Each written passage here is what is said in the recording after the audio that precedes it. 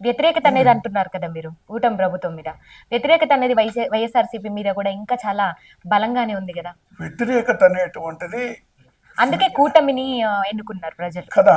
ఉమ్, కానీ ప్రజలు మేము ప్రజలకి అన్యాయం చేసామనేటువంటి వ్యతిరేకత కాదు. వ్యతిరేకత అనేటువంటిది వీళ్ళు క్రియేట్ చేసినటువంటి అంశం అది. అదే కాకుండా ఇంకొక అత్యంత ముఖ్యమైన అంశం ఏంటంటే వీళ్ళు అధికారంలోకి రావడానికి ఫర్ ఎగ్జాంపుల్ వాలంటీర్స్ ఉన్నారు. వాలంటీర్స్కి ఏం చెప్పారు వాళ్ళు, మీకు 5,000 జీతం ఇస్తున్నాడు జగన్మోహన్ గారు, నేను 10,000 ఇస్తాను.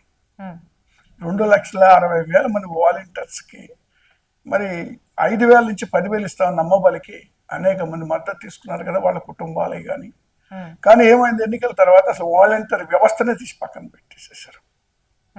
సింపుల్గా చెప్పాలంటే ఎంప్లాయీస్ సంబంధించి కూడా ఇప్పుడు వాళ్ళు సిపిఎస్ అనేటువంటిది కష్టసాధ్యమైంది కాబట్టి జిపిఎస్ అమలు పరుస్తామని మేము అధికారంలో ఉన్నప్పుడు చెప్తే వాళ్ళే ఉన్నారంటే మేము అధికారంలోకి వచ్చిన వెంటనే వారం రోజులే సిపిఎస్ అమలు పరుస్తాం, మీరు చెప్పిన విధంగానే రద్దు చేస్తాము దాన్ని అని వాళ్ళు మాట్లాడారు.